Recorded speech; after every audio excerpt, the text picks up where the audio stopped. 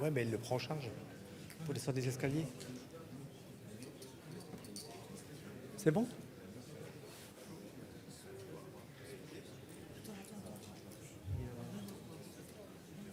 Il n'a pas ouvert la séance, le président, encore. On ne les fait pas rentrer. D'accord.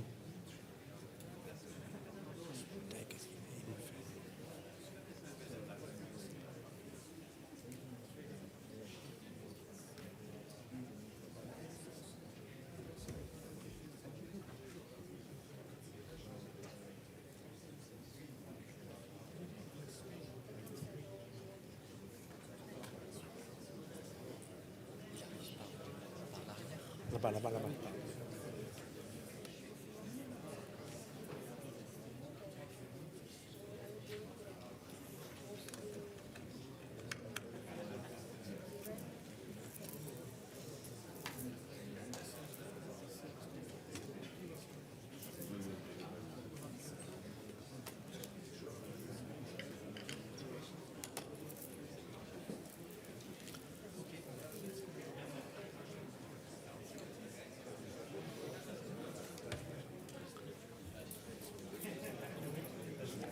Son Excellence, Monsieur Ignazio Cassis, président de la Confédération suisse.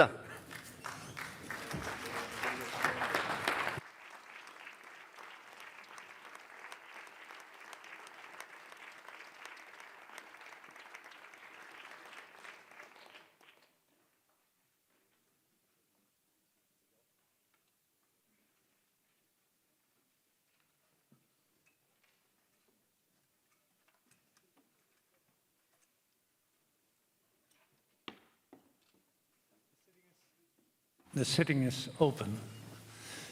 Mesdames, Messieurs, chers collègues, j'ai l'honneur d'accueillir dans cet hémicycle Son Excellence le Président de la Confédération suisse, M. Ignazio Cassis. Bienvenue, Monsieur le Président, dans ce que nous considérons comme l'agora de la diplomatie parlementaire européenne. Sachez que nous sommes particulièrement heureux de vous avoir parmi nous aujourd'hui. Par votre présence, vous réaffirmez votre engagement et celui de la Suisse envers le multilatéralisme et le projet européen. Vous avez récemment déclaré, et je cite, « La Suisse est un concentré de langues, de cultures et des opinions diverses. Nous parlons, pensons, rions et rêvons, certes, de manière différente, mais nous n'en formons pas un seul et même pays. Un petit miracle que nous pouvons préserver en continuant d'écrire ensemble l'avenir de la Suisse. » Fin de la quotation. Pour moi, Monsieur le Président, cela s'applique aussi à l'Europe et au désir des millions d'Européens et Européens de vivre ensemble malgré leurs différences dans la paix, le respect de la dignité et des droits et des libertés fondamentales, garantis par les principes et les mécanismes de l'État de droit. Mr. President, until recently, the prospect of war on European soil seemed unlikely, almost impossible. However, today, this very day, we are confronted with a brutal war of aggression waged by our former member state, Russian Federation, against our member state, Ukraine. An illegal war, a brutal war, a horrible war against the fundamental civil liberties and against humanity. We should be humble, but we can be proud that European peoples and nations have responded with unity and resolve to the illegal war of aggression by reaffirming their commitment to the fundamental values that we share by stepping up cooperation to support Ukraine. In this context, given Switzerland's commitment to values and experience of multilateral diplomacy, we highly value the opportunity to hear today your vision of the ways to uphold peace and democratic stability on the continent. As the war continues, we should reinforce our determination to uphold human rights, justice, and the rule of international law on the continent. so as to restore peace in Ukraine and rebuild effective and sustainable multilateralism in Europe. Mr. President, you are in a hemicycle in a building that once was constructed, and I learned that it is this year 50 years ago that the first stone of this building was laid, and it was laid by one of your predecessors, the President of Switzerland, who laid the first stone.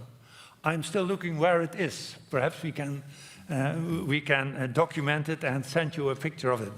But as the first stone was laid by a Swiss president, I think we can say that this building is also more or less thanks to you here, Mr. President. So if the building is yours, then the floor is also yours. You have the floor.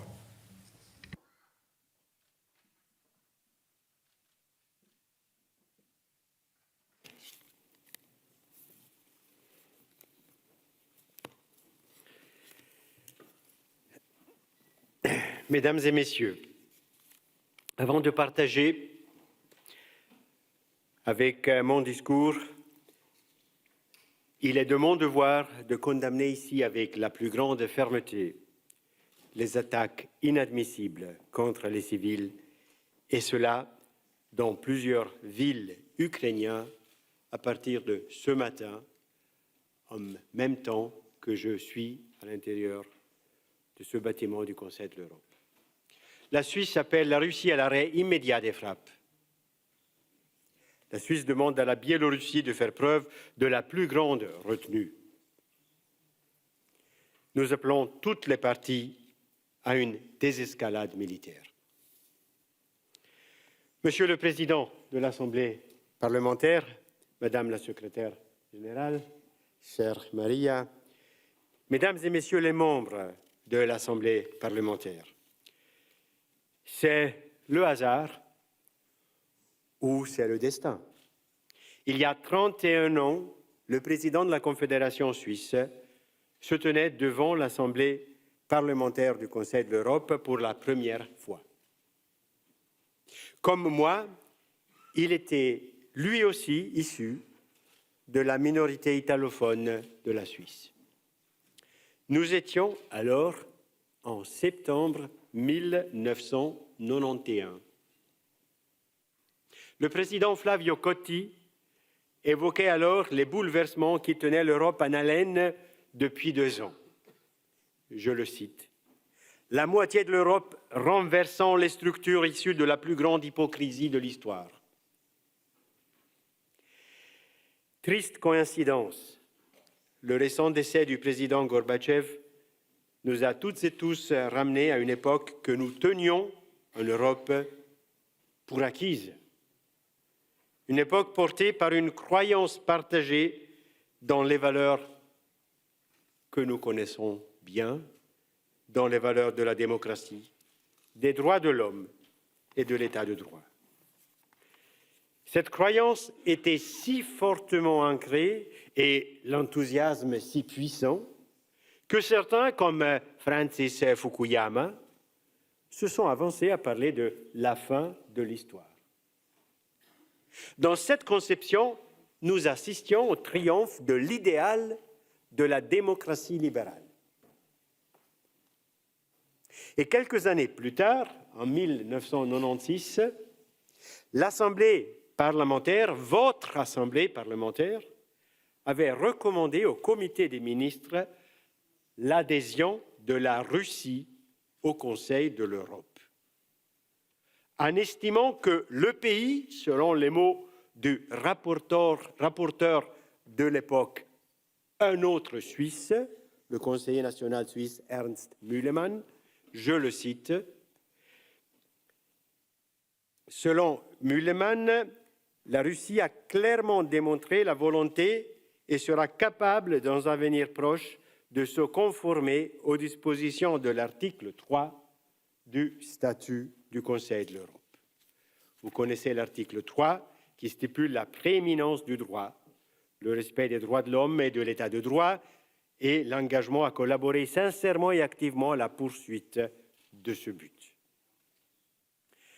Néanmoins, les crises que nous traversons actuellement au premier rang desquels l'agression militaire de l'Ukraine par la Russie, qui, à partir d'aujourd'hui, a vécu une ultérieure escalade, plaide pour une conception plus cyclique de l'histoire.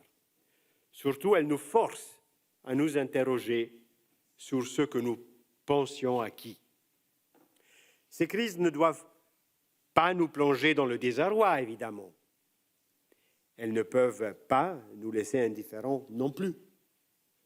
Au contraire, elles nous rappellent à notre devoir de nous engager pour les valeurs qui sont les nôtres et qui sont celles portées par le Conseil de l'Europe depuis sa fondation. Dans cet engagement, nous nous devons d'être constants, d'être forts et d'être conséquents.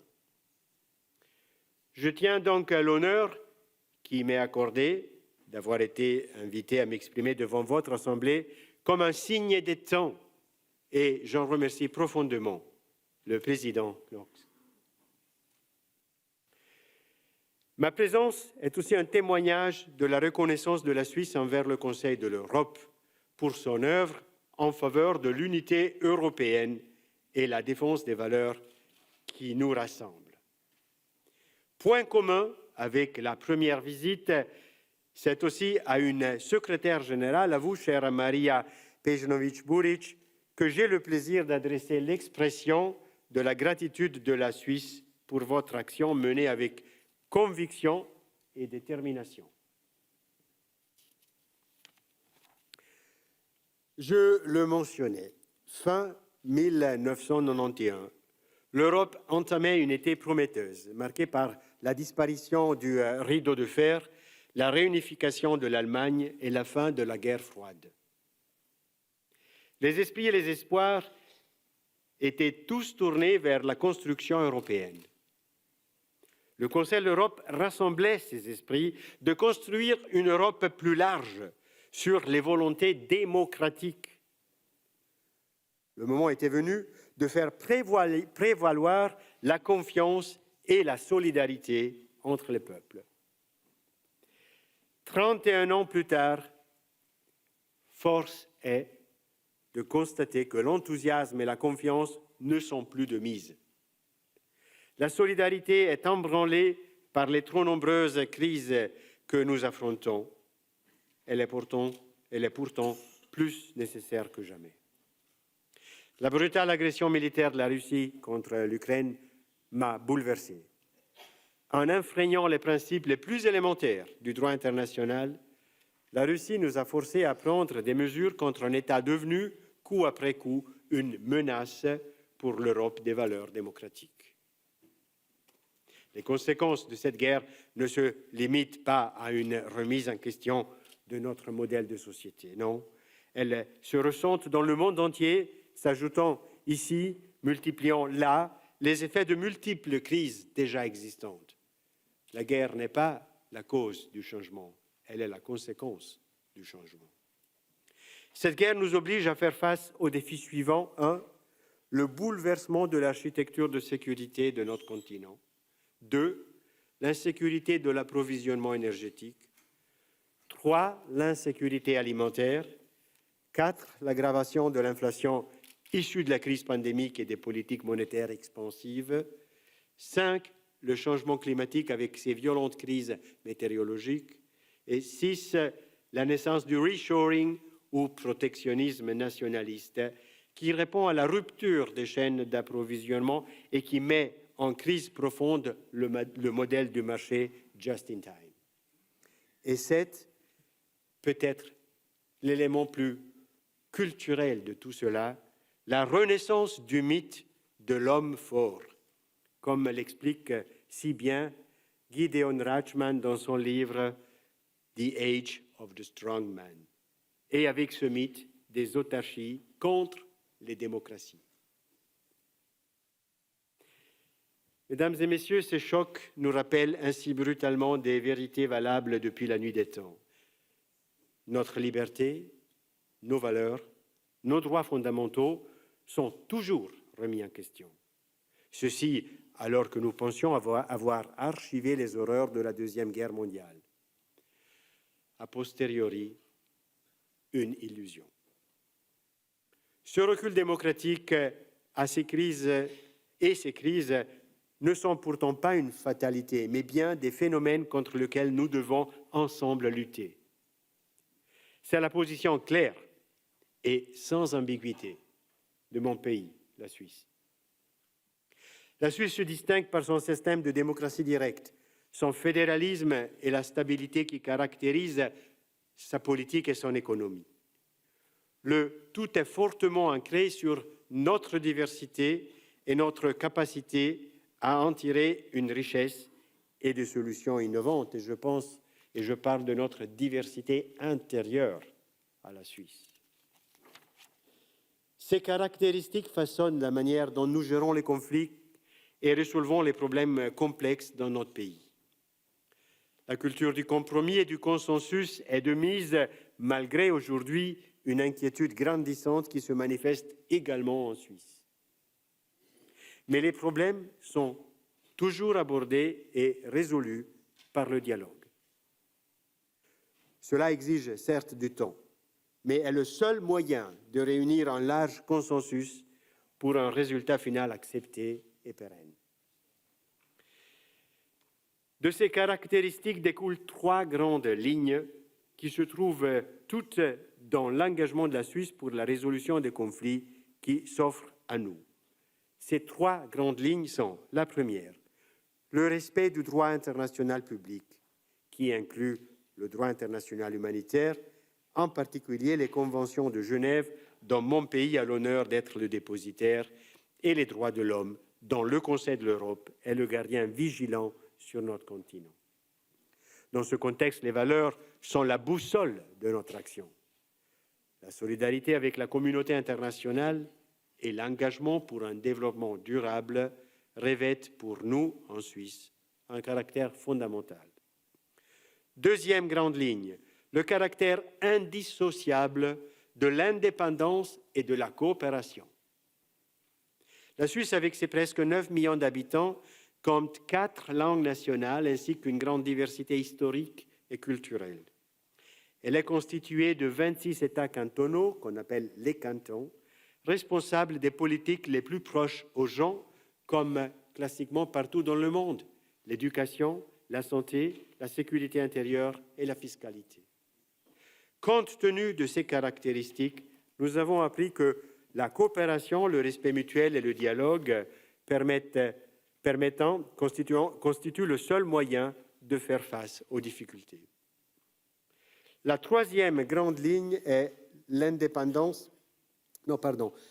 L'indépendance et la coopération, je vais encore ajouter pour la deuxième grande ligne, ne sont pas antinomiques. Souvent, j'entends me dire « oui, mais vous ne pouvez pas être indépendant et en même temps vouloir coopérer ». Si, non seulement nous le voulons, nous le pouvons, et nous l'avons fait depuis des décennies, voire des siècles. Indépendance et coopération sont les 2 faces d'une même pièce. Sans coopération, l'indépendance serait synonyme d'isolement. Et sans indépendance, la coopération serait une contrainte.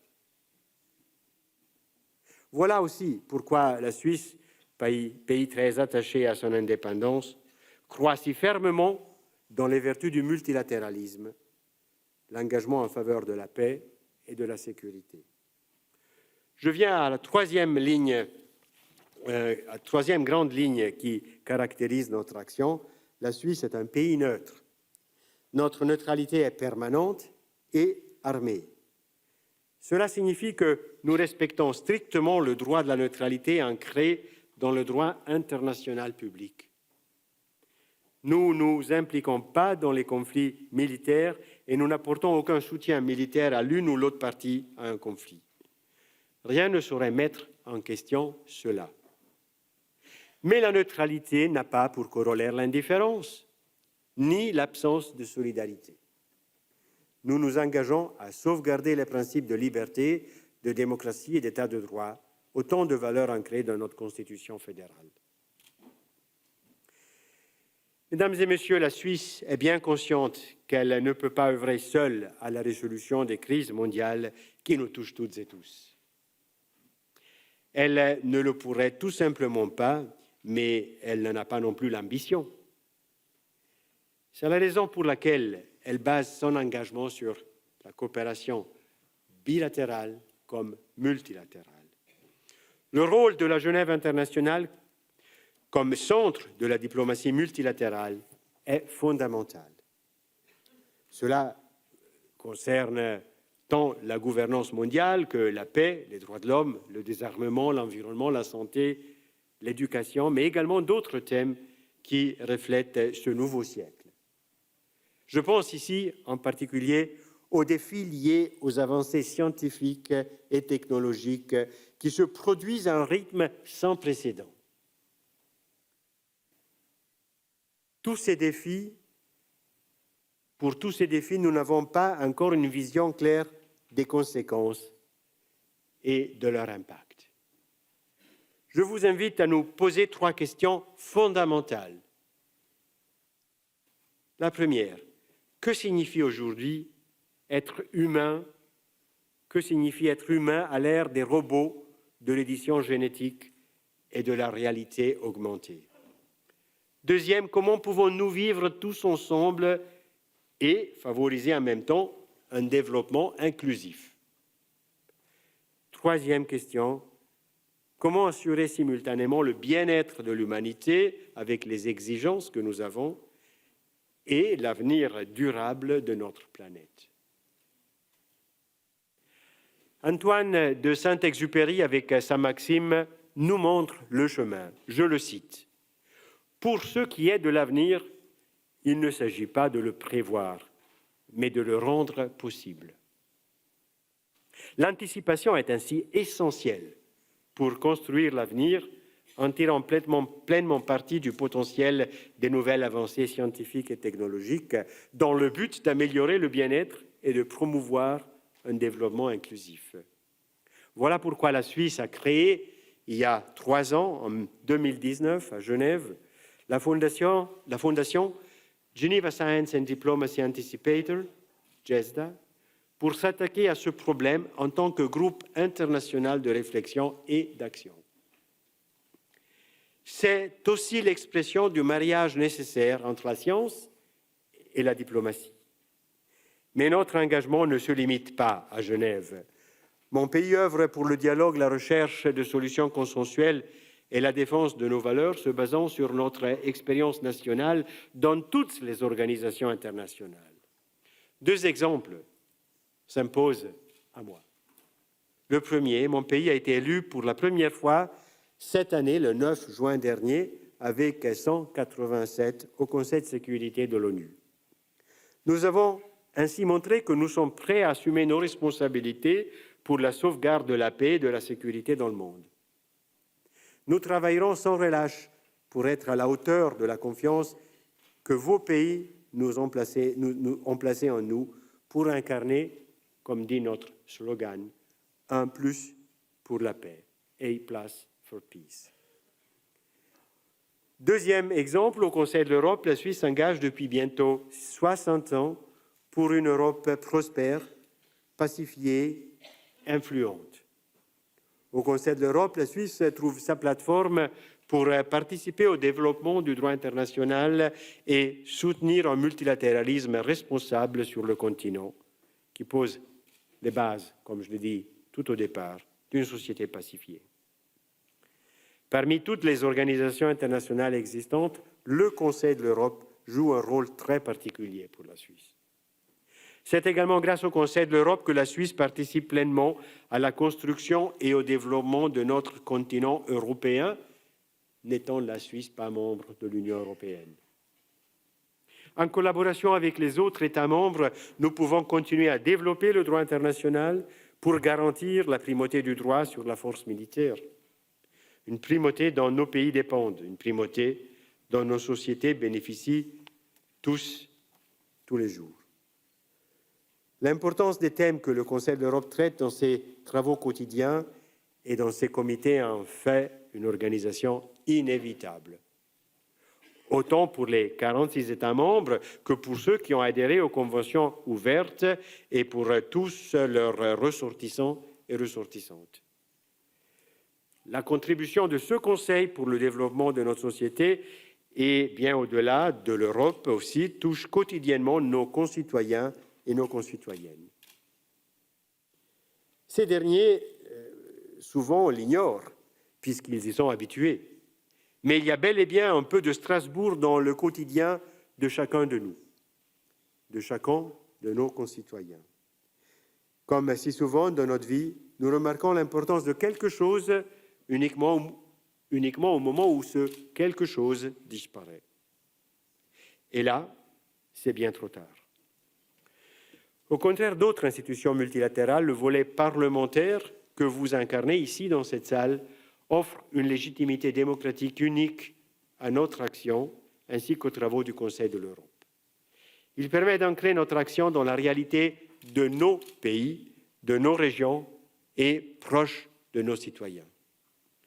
Surtout, ce volet parlementaire permet d'assurer une proximité bienvenue entre les gouvernés et les gouvernants. Ce matin, une membre de ma délégation m'a posé la question « Comment rendre le Conseil de l'Europe plus proche aux gens ?» J'ai dit « C'est bien la raison pour laquelle vous êtes ici. C'est justement pour créer ce lien entre la population et l'institution. » En tant que Suisse, pour qui le principe de subsidiarité est une valeur cardinale, je ne peux que m'en réjouir et encourager le renforcement de ce volet parlementaire. Difficile d'évoquer le Conseil d'Europe sans parler de la Convention européenne des droits de l'homme, dont la mise en œuvre est surveillée par la Cour européenne des droits de l'homme. Si certains de ces arrêts ont pu provoquer et continuent à provoquer des remords en Suisse aussi, nous les avons toujours mis en œuvre, conscients que le système de la Cour consacre autant l'état de droit que les libertés individuelles de nos concitoyennes et concitoyens. C'est une confiance de notre pays vers cette institution qui doit continuellement être nourrie et gagner cette confiance, puisqu'elle n'est pas donnée une fois pour toutes. Et c'est toute la discussion qui est en cours actuellement, même ici, dans votre Assemblée parlementaire. La confiance des États fondateurs. La Suisse fait de la défense des droits fondamentaux de l'individu l'une de ses priorités. Nous y tenons et nous sommes fiers de ceci. Pour nous, la portée géographique du Conseil de l'Europe en fait une organisation tout à fait unique que nous portons dans nos cœurs. À l'heure où les tensions de se replier sur nous-mêmes et de n'échanger qu'avec ceux qui nous ressemblent, en tout point sont grandes, sa dimension pan-européenne lui offre une plus-value unique. Et j'aimerais bien mettre l'accent sur cette dimension pan-européenne, qui est la véritable richesse de cette organisation multilatérale. Où d'autres pourrions-nous échanger sur pied d'égalité? Où d'autres pourrions-nous cultiver nos diversités, nos spécificités et participer à ce processus transformatif qu'est le dialogue? Où d'autres pourrions-nous ensemble œuvrer à la construction de notre continent sur un socle de valeurs communs? Malheureusement, l'effet des crises actuelles se ressent aussi dans les enceintes multilatérales. Leur légitimité est remise en question, leurs ressources amoindries, leur capacité à offrir des solutions en temps utile diminuée. Cette déstabilisation du système multilatéral a des conséquences pour nous tous, en particulier pour les pays de taille modeste comme la Suisse, qui a besoin d'institutions multilatérales fortes, capables de modérer les élans d'agressivité des puissants et de maintenir le dialogue, capables de répondre aux besoins très humains de paix, de sécurité, de prospérité. Le Conseil de l'Europe, lui, n'est pas non plus épargné par la crise de méfiance qui traverse le multilatéralisme. J'en ai parlé ce matin avec votre président, avec la secrétaire générale. Au contraire, il est même particulièrement exposé aux turbulences de notre époque. L'exclusion de la Fédération de Russie en mars pour son agression militaire de l'Ukraine est un constat d'échec pour nous tous. Constat d'échec, non, pas car il a fallu se montrer conciliant face à cette agression. Non pas pour ça. Constat d'échec plutôt car l'exclusion de la Russie illustre la fin brutale de 3 décennies de coopération au profit de l'intégration autour de nos valeurs communes, à laquelle ouvrait le Conseil de l'Europe. La fin de la conviction de cette Assemblée, exprimée en 1996 par la voix d'un Suisse, que le gouvernement russe a la volonté et est capable de se conformer au statut du Conseil de l'Europe. Et le choix du lauréat du prix Václav Havel, remis ce matin à Vladimir Karamurza dans cette même salle, souligne encore avec tristesse l'importance de cet écart entre les espoirs des années 90 et la réalité d'aujourd'hui. La fin de l'inclusion, voire l'exclusion, de la Russie représente aussi un douloureux pas en arrière dans cette nature pan-européenne qui nous est si importante du Conseil de l'Europe. Et donc, dans sa capacité à réunir différents États dans la variété d'opinions faisant la valeur ajoutée de l'organisation. Si nous sommes désormais plus unis autour de nos valeurs, nous sommes aussi moins différents. Face à de telles constatations, que faire? Nous nous devons de réagir et nous nous devons de le faire de manière significative. Le Conseil de l'Europe et ses 46 États membres se trouvent à un moment charnière, à une étape clé du devenir de l'organisation. Dans ce moment décisif, nous devons tous ensemble lui donner une nouvelle vision, une vision ambitieuse, un nouvel élan politique. Seul un tel effort permettra au Conseil de l'Europe de garder ses spécificités et donc sa force. Seul un tel effort lui donnera les atouts nécessaires pour retrouver sa place dans la nouvelle Europe du XXIe siècle. Le rapport du groupe de réflexion de haut niveau du Conseil de l'Europe, qui vient d'être publié, propose des pistes de réflexion tout à fait intéressantes. Sans ces soubresauts et cette volonté politique marquée, le Conseil de l'Europe risque de perdre en crédibilité et de devenir moins pertinent. Cela se fera au profit d'autres organisations et initiatives politiques ou au mouvement de repli que nous observons partout. Cela se fera surtout aux dépens de nos citoyens et citoyennes qui bénéficient de ces travaux et des avancées qu'il a permis. Comment devons-nous donner forme à cette nouvelle vision et à ce nouvel élan? On discute, j'en ai discuté aujourd'hui, de l'organisation d'un 4e sommet du Conseil de l'Europe. Cette discussion est sur toutes les lèvres. Merci. La Suisse est d'avis qu'il est nécessaire d'organiser un tel sommet. Je vais être clair. Il est nécessaire de le faire. Cela étant, il est impératif qu'il ne se limite pas à un exercice de style. Nous devons d'être ambitieux pour dépasser les formats habituellement réservés à ce type d'événement. Faute de quoi, nous ne pourrons que décevoir les attentes qui sont placées à nous. Nous devons parler franc, nous devons parler ouvert, dire ce que nous pensons vraiment, non pas ce qui ne dérange pas.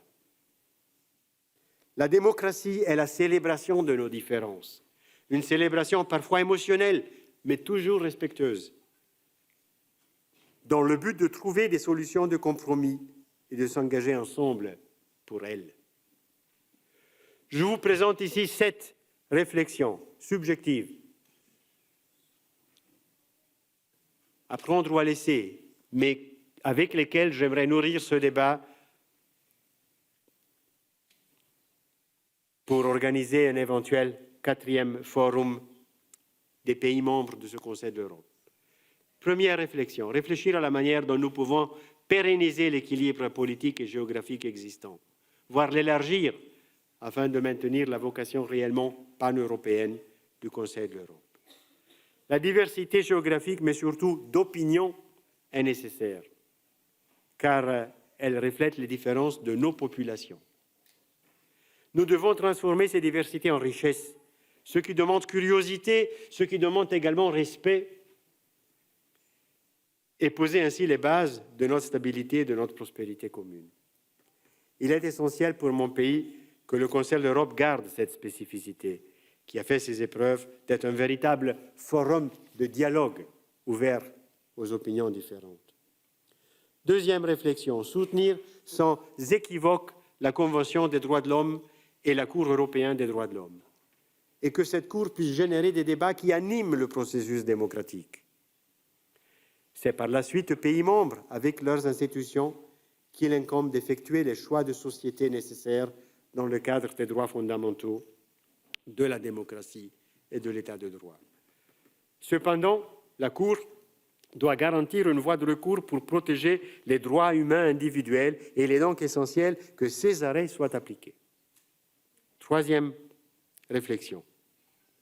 Mettre en valeur le travail effectué par votre Assemblée parlementaire. Cet ancrage démocratique offre au Conseil de l'Europe une légitimité forte. N'oubliez jamais, vous êtes parmi les rarissimes organisations multilatérales avec un volet parlementaire. Quatrième réflexion, encourager une étroite collaboration en toutes les instances du Conseil de l'Europe dans le but d'une priorisation des activités et donc d'une augmentation de l'efficience. On ne peut pas faire tout en même temps. Il faut mettre des priorités. Cinquième réflexion, encourager les synergies également avec d'autres organisations internationales qui œuvrent au profit de la stabilité et de la paix sur le continent, ainsi que celles des Nations Unies, notamment celles basées à Genève comme le Conseil des droits de l'homme. Un axe Strasbourg-Genève renforcé me semblerait utile aux deux organisations et à leur action. 6.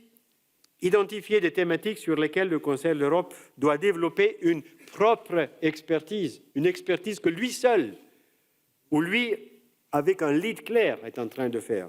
Je pense par exemple à l'intelligence artificielle, où ce Conseil a démontré pouvoir jouer un rôle clé, un rôle de précurseur. Septième, pour finir, il me semble essentiel en général de refocaliser le multilatéralisme sur les tâches essentielles, finaliser au maintien des valeurs fondamentales, la démocratie, l'état de droit et la paix. Là aussi, prioriser ce qui nous est absolument important pour se concentrer dans l'action. C'est là que nous avons la majorité des intérêts communs et donc la chance la plus grande de viser clair et d'être efficace dans l'action. J'espère que vous n'aurez pas à attendre 30 et une nouvelle année avant qu'un président suisse se présente à nouveau devant vous. J'espère surtout que le jour où ceci aura lieu, que sa future allocution lui permettra d'applaudir les succès qu'ensemble nous serons parvenus à matérialiser au profit des valeurs qui sont les nôtres, de nos concitoyennes et de nos concitoyens et de l'Europe. Je tiens encore à vous féliciter, chers membres de l'Assemblée, pour votre travail et votre dévouement, souvent loin des projecteurs, au service des valeurs de ce Conseil. Je vous remercie également, Monsieur le Président, et je me réjouis de savoir que vous aurez demain à cette tribune le Président Michael Higgins, auquel j'adresse déjà mon témoignage de respect et mes remerciements pour le rôle actif que l'Irlande assume à la présidence du Comité des ministres. Merci de votre attention.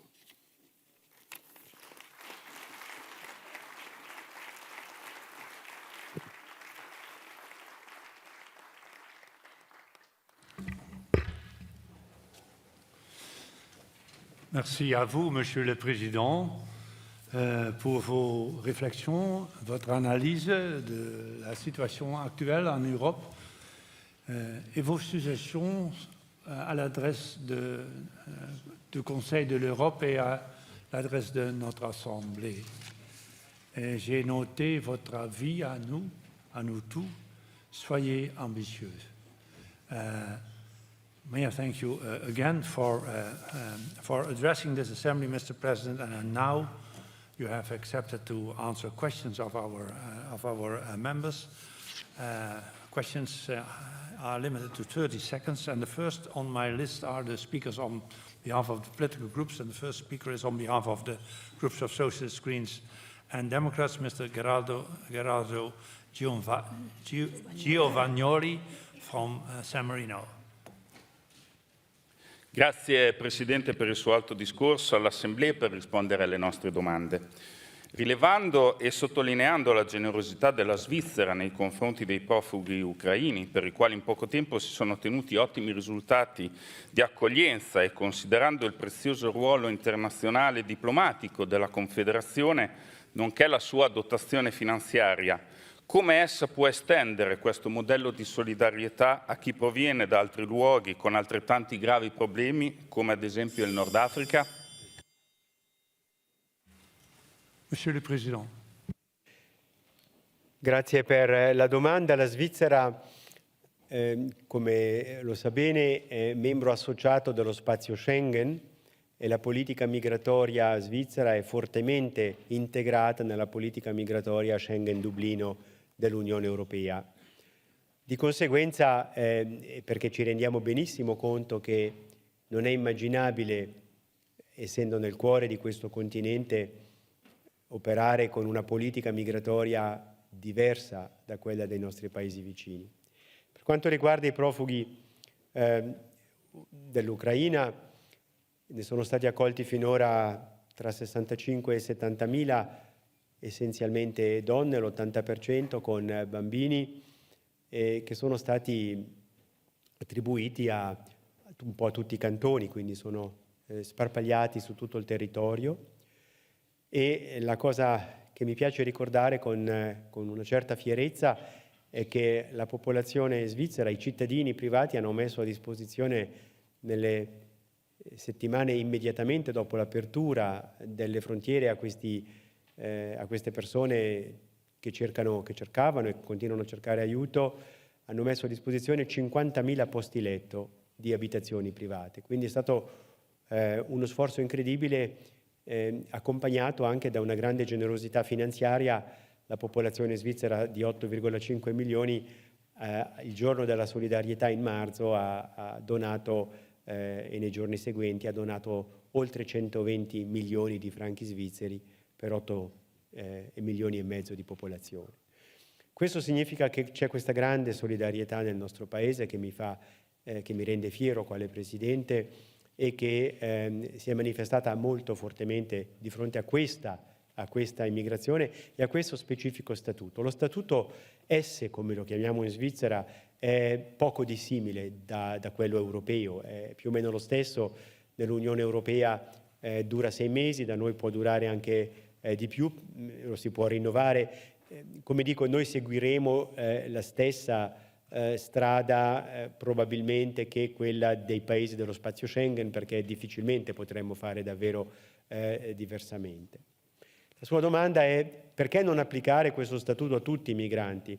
Perché non è l'obiettivo di questo statuto. L'obiettivo di questo statuto è dare uno spazio rapido, senza complicazioni burocratiche, a chi sta fuggendo dalla guerra e ha bisogno immediato di aiuto, con l'idea che la grande maggioranza di queste persone vuole tornare a casa sua. E questo non è il caso per i normali richiedenti d'asilo. E quindi una seconda ragione per cui diamo questo stato S particolare agli abitanti dell'Ucraina è proprio anche per non ingolfare il sistema di richiedenti d'asilo che continua a esistere in parallelo, dove ogni domanda viene valutata in base alle leggi svizzere sulla procedura d'asilo. Quindi si tratta di 2 binari diversi che hanno scopi diversi.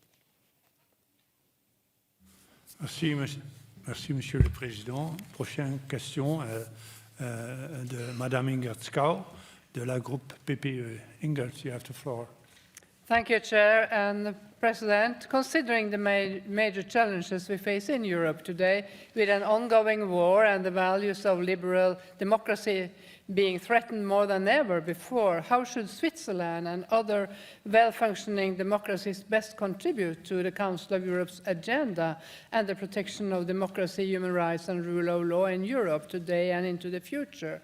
And at the same time, the biggest political party in Switzerland, the Swiss People's Party, is known for being right-wing Eurosceptic and for a very restrictive immigration policy. To which extent, President, in your opinion, does this affect Switzerland's ability and will as a member state to contribute to a most needed reinforcement of human rights and law-based international cooperation in Europe? Thank you very much for this quite interesting question. Nevertheless, Mr. President, the answer is yours. President, thank you, Madam, for this question. Well, Switzerland adopted the EU sanction, the sanction of the EU against Russia, and immediately, 4 days after the beginning of the war, and was so aligned with the common response of the European member states, most European member states, anyway, all the EU member states. Doing this, it showed Europe and the world that Switzerland stands for our common values of democracy, of rule of law, of human rights, and that it was important to do something to seize or to stop the war. And the best way that we could imagine at the beginning of March to stop the war was to block the economy in Russia in order not to have enough money to make war. What we didn't want, in any case, was an escalation of the war toward a scenario that we cannot even imagine. The second part of the question, what is the role of the Swiss People's Party? Well, Switzerland is a very sound democratic country, and we respect the opinions of the citizens. The citizens are free to express their opinion. This is a human right, and democracies have to deal with different opinions. I tried to explain in my speech that the diversity of the opinions is not only a richness, but it is of paramount importance for any democracy. Otherwise, we would be in a dictator and not in a democracy. And actually, this party is in the government together with the Social Democratic Party, with the Liberal Party, with the Christian Democratic Party. You know, we have a very, how should I say, 360-degree coalition in Switzerland, and this since 1848, since the parties exist. So we learn to deal with each another, and we have every week in the government and every session in the parliament, we have very living discussions and debates about our questions, and at the end the majority decides independently of the opinion of the single parties. Thank you so much, Mr. President. Maybe just also one that through our very direct democracy, we have for many decisions the occasion to validate the decision by the population through these referenda, which are either for challenging law that passed the parliament or for what we call the initiative, popular initiative. It means to change the constitution, and that the Swiss population is invited to vote 4 times a year, every year. Thank you so much. Next question comes from Mr. Dmitry Nataluka from Ukraine. He speaks on behalf of the European Conservatives. Thank you very much, dear Chairman, dear Mr. President. This honored assembly, as much as the Council of Ministers, set a very brave and just example of expelling Russia out of this honorable organization for its absolutely barbaric actions against the rules-based society. Unfortunately, not all the institutions followed. And for instance, I'm talking about the UN, where as of April 2022, Russia has used its veto power in the Security Council 143 times, more than all other permanent members of the Security Council combined. Now, can I ask you, will the Swiss Confederation, you as the President, support expelling Russia from the UN as much as you did here? Thank you. Mr. President. Well, thank you. The question of expelling, of excluding or including Russia from the multilateral system is a very profound and difficult question.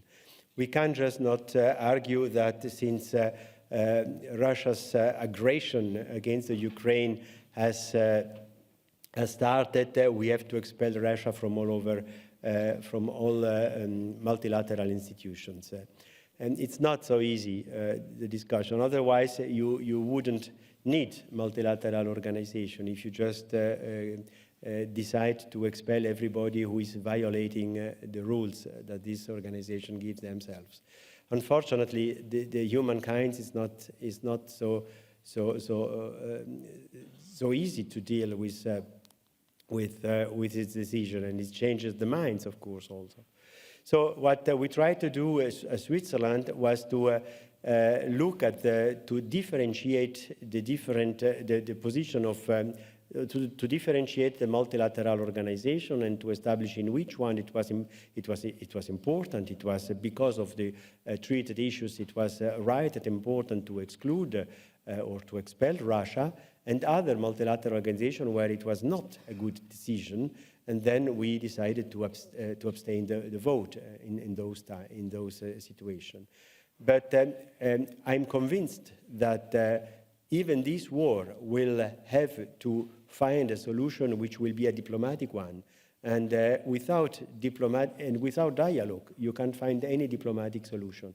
And this is the reason why we always try to maintain dialogue, even if it is a critical dialogue, even if it is difficult to maintain dialogue, but to hold dialogue with every country in the world, because we are convinced that this is the only chance we have to stop wars. Thank you, Mr. President. Next question comes from Madam Krista Omana on behalf of the group of Liberals, the Alliance of Liberals and Democrats in Europe. And Mr. Omana is from Latvia. You have the floor. Your Excellency, recently a new Swiss ambassador to Belarus presented her credentials to Mr. Lukashenko, the first and only Western European diplomat to do so since August 2020. Belarusian authorities support and facilitate Russian war of aggression against Ukraine. Excellency, can you assure this Assembly that this diplomatic procedure does not mean that Swiss authorities move towards recognition of legitimacy of Mr. Lukashenko's regime? And another question, we would also like to know what follow has been given to the Ukraine Recovery Conference that took place in Lugano in early July this year. Thank you. Mr. President. Well, thank you so much for the two questions. The first one is, I can answer this question very briefly. It is a protocolary act. Switzerland does not recognize any government. Switzerland just recognizes states. And we want to have an embassy in Belarus because it is important to be there exactly because of the difficulties we have, the human rights, the democracy, and so on. We want to be on place. Our ambassador this lady was already there, have been already there for months. And the accreditation is a protocolary act. It doesn't mean any recognition of the government. This is the position, this has always been the position of Switzerland everywhere in the world. And this is also the reason why we are present in 170 countries of the world, independently of the government who is leading the country, The second is a much longer question, a much longer answer, but I'll try to make it short. The Lugano, the Ukraine Recovery Conference in Lugano was a common decision from Swiss and Ukraine, from Mr. Zelensky, President Zelensky, and myself last year. We had to organize in Lugano what we called the Ukraine Reforms Conference. It was a cyclus of reform conference taking place during the last 5 years. And of course, when the war started, it was not conceivable to make just a conference as usual. So we had in many phone calls the idea to transform this conference in something useful for the future, something that can give hopes to the population who is waiting for the ceasefire, for stopping the war and waiting for peace. And so we decided to make a conference as a first step for a common process of reconstruction in Ukraine, defining some common rules, common principles, a kind of charter of the reconstruction of the country, which is the Lugano Charter with the 7 principles that has been adopted by the plenary session at the end of the conference. I just met the Prime Minister of Ukraine in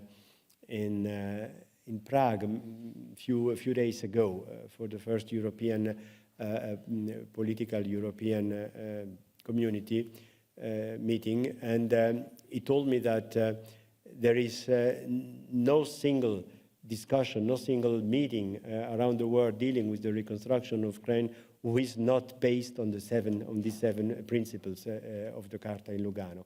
And I guess if we reach this target, it is already very much. Secondly, it was a good occasion for many exchanges between the economic communities from Ukraine and from Switzerland and Italy, Germany, France attending, of course, the meeting. And I guess it was a good occasion for networking and for finding connections together in order to be able to start as soon as the security situation it allows. Thank you, Mr. President. Last question on behalf of the political groups comes from Mr. George Lukaitis from Cyprus, and he speaks on behalf of the Unified European Left. George.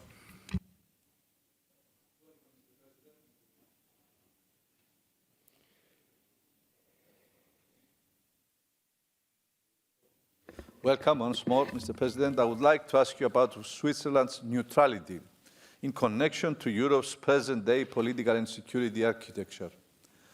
Drawing from the experience of your country, could you possibly inform us as to how this neutrality has helped Switzerland to contribute in solving or mediating between conflicting parties in Europe or elsewhere? Mr. President. Thank you, Mr. President. Thank you, Chief of Group, for your question. Neutrality is part of the identity of Switzerland.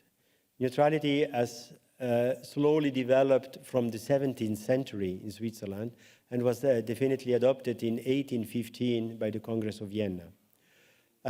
It is enrooted in international law, in the high laws of 1908, and it is fully respected by Switzerland. But the neutrality, the laws of neutrality are not quite a lot. We are not allowed to export troops or weapons to a country which is in war. Or you can do it, but you have to do it with both or all the countries which are. So we decided to not do it with nobody. And secondly, we can let your territory be passed by other troops or weapons. Third, you cannot join a military alliance like the NATO or so on, and force airspace and so on. So there are not quite a lot of obligation, but these obligations are strictly respected by Switzerland because of our permanent neutrality. And we actually didn't invent the neutrality ourselves. We had to be invented neutral because of the powerful countries around us. We have France, we have Germany, we have Italy, who were very important, very big European powers in the past. And the fact that they had a buffer zone in the middle was, of course, in the interests of all these countries. And it was also in the interest of Switzerland because we could thus find our independence, which was so important during our history. Nowadays, through the neutrality, we can say that we never engaged in a war. We have never been engaging in a war for more than 500 years, and we are known not to make war and not to take part to war. This is one of the reasons why our humanitarian tradition is so well known in the world and so well respected, because the people know we never took part to any military conflict, even in Africa, even in Asia, in Southeast Asia, and so on. So nowadays, with the adoption of the EU sanctions against Russia, we didn't break the laws of neutrality. This is absolutely possible. and it is possible also to be member of the United States,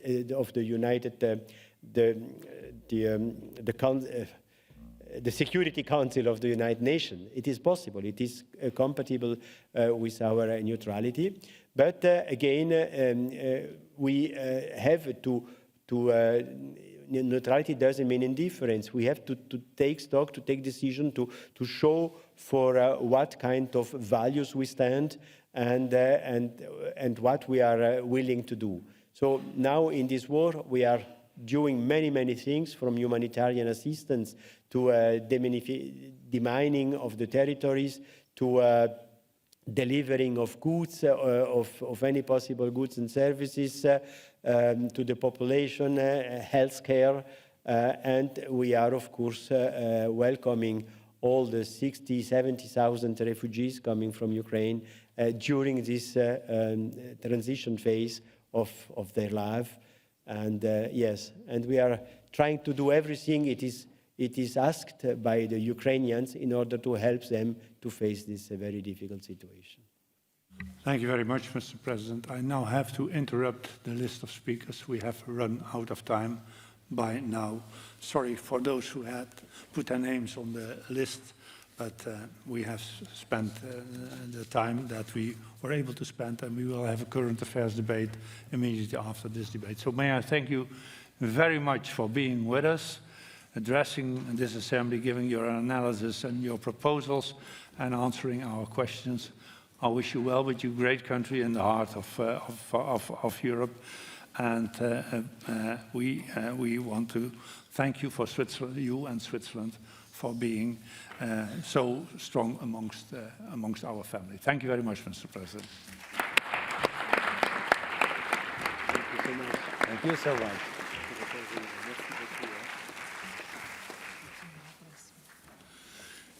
Dear colleagues, before we start our next debate, I want to give you this information from the Equality Committee.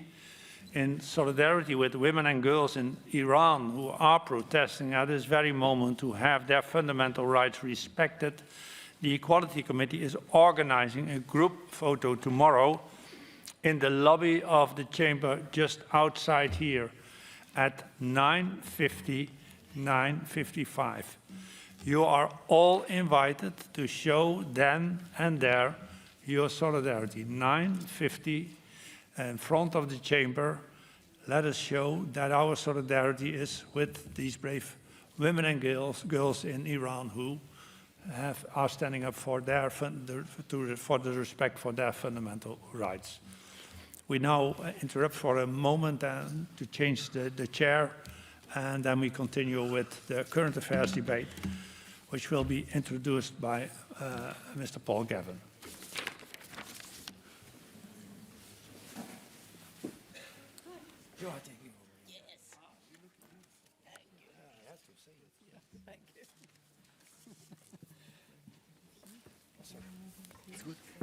Yes, it's okay.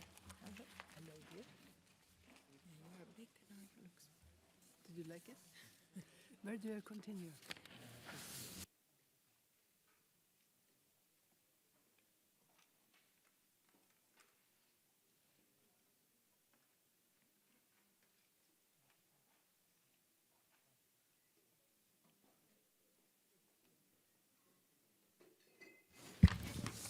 And then we continue, and the next item of business this afternoon is a current affairs debate on military hostilities between Azerbaijan and Armenia, including strikes against settlements and civilian infrastructures. The debate will last 1 hour, and speaking time is limited to 3 minutes for all members, except the first speaker, chosen by the Bureau, who is allowed 7 minutes. And the debate, we will try to close at 5 p.m., so it's a little less than 1 hour. And in the debate, I call first Mr. Paul Gavin, and you have 7 minutes, sir. Good afternoon, and thank you, Madam Chairperson. On the 12th of September 2022, a series of clashes erupted between Azerbaijani and Armenian troops on Armenian territory. The violence resulted in nearly 300 deaths and dozens of injuries on both sides over a 3-day period. At least 204 Armenian servicemen were killed or missing, while Azerbaijan acknowledged 80 fatalities amongst its forces, bringing the total number killed to at least 284. A ceasefire brokered by Russia on September 13th broke down within minutes, but thankfully a new ceasefire was successfully concluded between the two countries the following day, September 14th, with considerable international assistance. I think it is significant that all of the violence took place on Armenian territory. None of the violence took place in the vicinity of the disputed region of Nagorno-Karabakh. Furthermore, the violence included strikes against settlements and civilian infrastructure. These have been well documented. They include attacks on the spa town of Jermuk, where numerous residential and tourist locations were hit by shells and other military weapons, including the ropeway, 3 hotels, a sanatorium, and a cafe. In Sokt, 200 houses and a municipality building were damaged. In total, according to Armenia Security Council, 36 towns and villages were targeted, including Goris, Sisian, Kapan, Vardenis, Teg, and Gehamatar. The Armenian government tell us that 4 civilians were killed, 1 more is missing, and 7 wounded. It's significant that Azerbaijan does not deny launching these attacks, but rather has accused Armenia of using civilian and residential structures as firing points, and argued that therefore they were legitimate targets. I do not believe this to be an acceptable response. I also note that Azerbaijan have referenced and blamed large-scale provocations, quote unquote, from the Armenian side. But surely, in this year, above all years, we must all be clear that it is never acceptable for one country to invade the sovereign territory of another. It's also important to note that Azerbaijan continues to occupy parts of Armenian territory as a result of this incursion, and again, this is unacceptable. There have been disturbing reports of possible war crimes being committed by the Azerbaijani armed forces, horrific video evidence of 7 Armenian soldiers being executed, and also desecration of female bodies. I've seen these videos, and they are truly horrendous in their content, and indeed they may constitute evidence of war crimes. I further note that Czech News, the respected fact-checking site, has examined the video and found nothing to indicate that it is a fake. They've also established it was first shared on Azerbaijani Telegram channels, and did significant work to geolocate the site of the video as being in the mountains of Lake Sev, and also confirmed it was very likely made in the time period that would correspond to the outbreak of this conflict. It is also important to note that the Azerbaijan government has said that if the video proves to be genuine, they will seek prosecutions for these actions.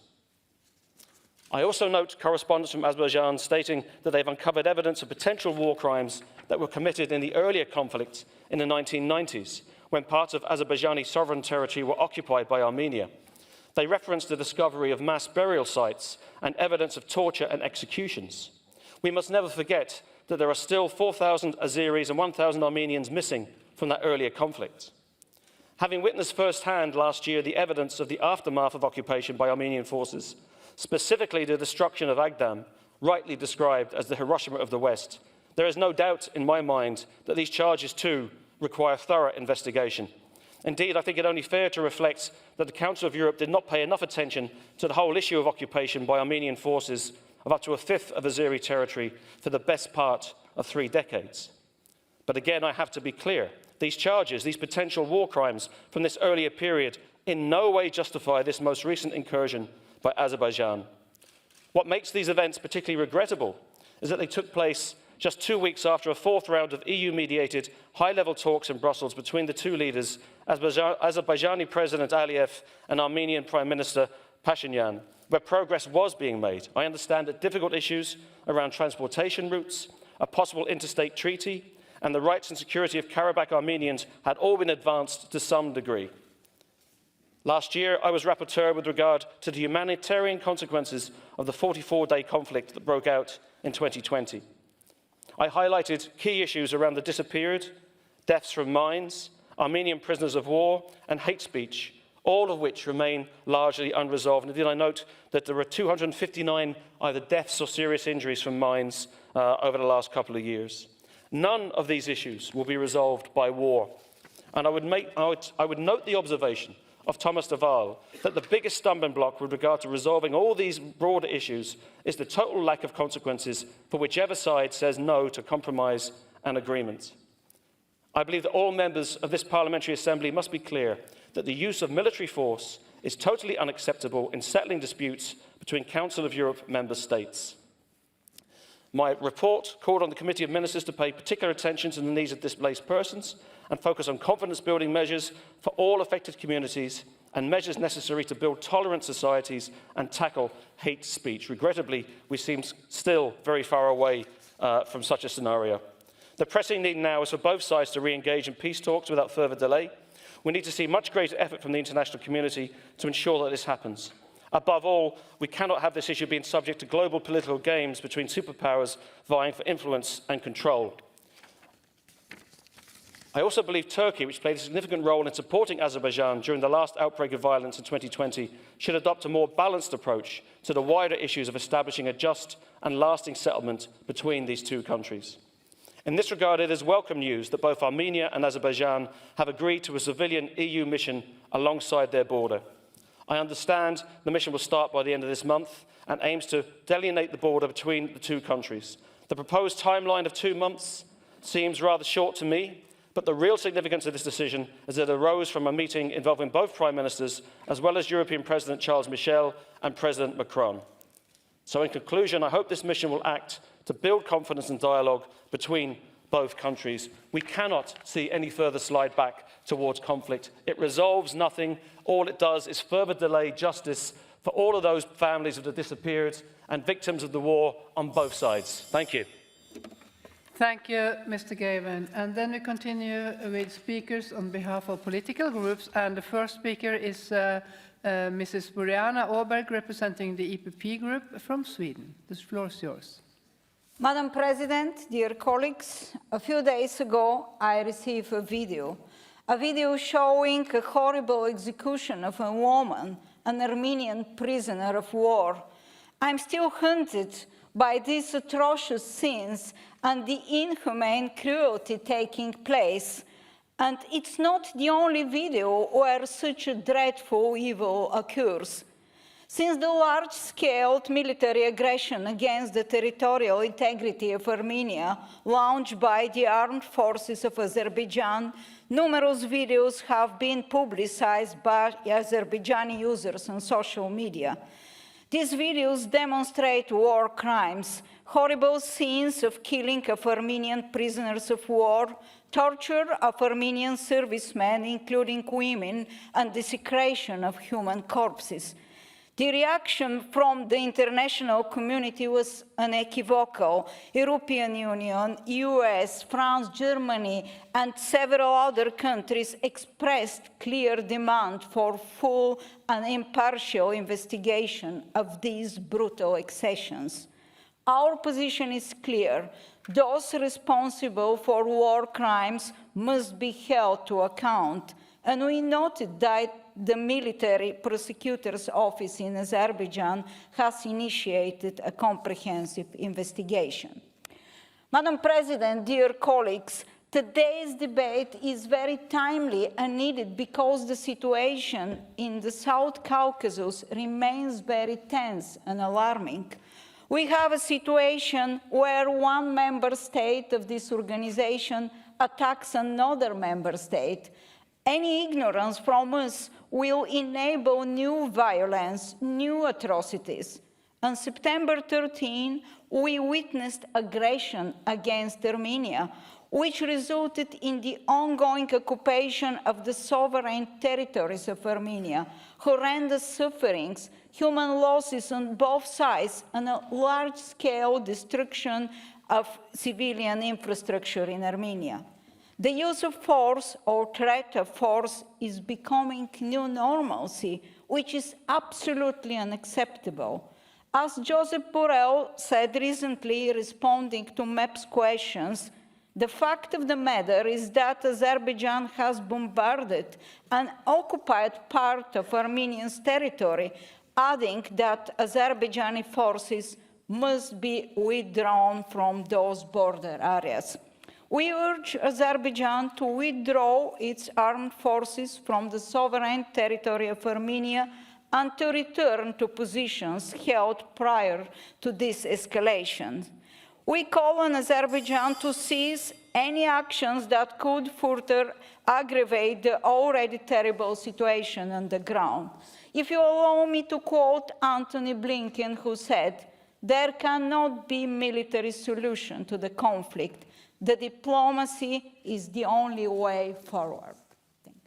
Thank you, Mrs. Solberg. The next speaker is Mr. Alexei Goncharenko from Ukraine, representing the European Conservatives. The floor is yours, sir.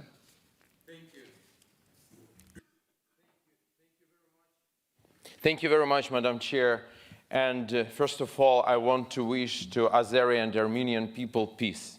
We Ukrainians, we understand how important it is, like better than many others. So peace, that is the best, what we want to support with these words our friends from Azerbaijan, from Armenia. And we believe that they can find solution. We see now progress in the negotiations between these two countries with the help of Europe. So I encourage them to continue. I am sure that they will find the solution, which should definitely respect territorial integrity and sovereignty of both of these countries. But I want to thank my group, European Conservatives and Democratic Alliance Group, for the possibility to speak now, because today is the very important day when Ukrainian voice should be heard here. Why? Because at the moment we are here discussing rule of law, human rights, democracy, this morning our capital is in fire. Kyiv is in fire, and not only other Ukrainian cities too. There was the most terrible missile attack on Ukraine from February 24. More than 10 people killed, dozens are injured. Putin said that he used highly precise weaponry. And then we see how playground was destroyed, Kyiv University, like young lady was making video for her friend, and at this exactly moment, her apartment was hit by Russian missile. Yes, that was highly precise weaponry from Putin, and he wants to kill civilians, as many as possible. That's why he did it on Monday morning to do it. So I want to address all of you. How many more Ukrainians should die? How many more our children and women should die before the West and the free world will give us all weaponry we need to protect our sky, to give us tanks, fighters, everything we need to save our children? Today, my 2 children are in Odessa, and my heart is bleeding, like millions of Ukrainian hearts. So please, help us today. Don't wait for anything. Every country can take one Ukrainian city and protect sky over any Ukrainian city. We will remember it for decades. Give us weaponry we need. One Leopard today means more than 1 million words. That is the situation for the moment. If there is a question of money, we will find money. We will take everything from us. We will take any possible loans. We will find it and we will buy it, but just give us this possibility. I am sure that ordinary people, not only from Ukraine, from all of our countries, will help us to do this. But these political decisions should be made today to finish this awful war. And once again, there is one country on this continent which wants the war. It's Russian Federation. And what's happening in South Caucasus, it's also because of them. So I want to ask all of us to stop this tyrant as soon as possible. Thank you. Thank you, Mr. Goncharenko. And the next speaker is Monsieur Jacques Lenay, ALDE Group. The floor is yours. Merci, Madame la Présidente, mes chers collègues. Après le conflit qui a fait plus de 6500 morts des deux côtés en 2020, les armes ont de nouveau parlé entre l'Arménie et l'Azerbaïdjan, 2 États pourtant membres de notre organisation. Il semblerait que l'Azerbaïdjan ait ouvert le feu et que ses troupes se soient installées sur le territoire arménien. L'Azerbaïdjan affirme quant à lui n'avoir fait que riposter aux provocations arméniennes. Ces affrontements ont causé la mort d'au moins 286 personnes. Pour ma part et au nom de mon groupe, je condamne bien évidemment le recours à la force qui est totalement inacceptable pour régler les différends entre les États membres de notre organisation. Les affrontements qui se sont produits il y a un mois sont les plus violents depuis la fin de la guerre de 2020 et ne s'apparentent pas à des incidents isolés. Face à cette situation qui peut très rapidement déboucher sur une nouvelle guerre, il est nécessaire de rappeler un certain nombre de points fondamentaux. Tout d'abord, l'intégrité territoriale de l'Arménie doit être préservée et l'Azerbaïdjan doit se retirer du territoire arménien conformément à l'accord de cessez-le-feu du 10 novembre 2020. De plus, en tant qu'État membre du Conseil de l'Europe, les deux belligérants doivent respecter les droits des prisonniers de guerre et s'engager à ne pas organiser d'enlèvement. Or, la presse fait état de vidéos circulant sur les réseaux sociaux montrant des Arméniens enlevés et torturés par des militaires azéris. L'Azerbaïdjan doit diligenter des enquêtes sur ces faits et traduire en justice les coupables. Enfin, j'appelle les deux États à négocier rapidement un accord de paix qui devra être respecté. Pour cela, le Conseil de l'Europe se doit de jouer pleinement son rôle de plateforme pan-européenne de discussion et contribuer par le dialogue politique à un apaisement des tensions et à un respect des droits fondamentaux des ressortissants des deux États. Mes chers collègues, la communauté internationale ne peut rester indifférente à la situation dans cette région.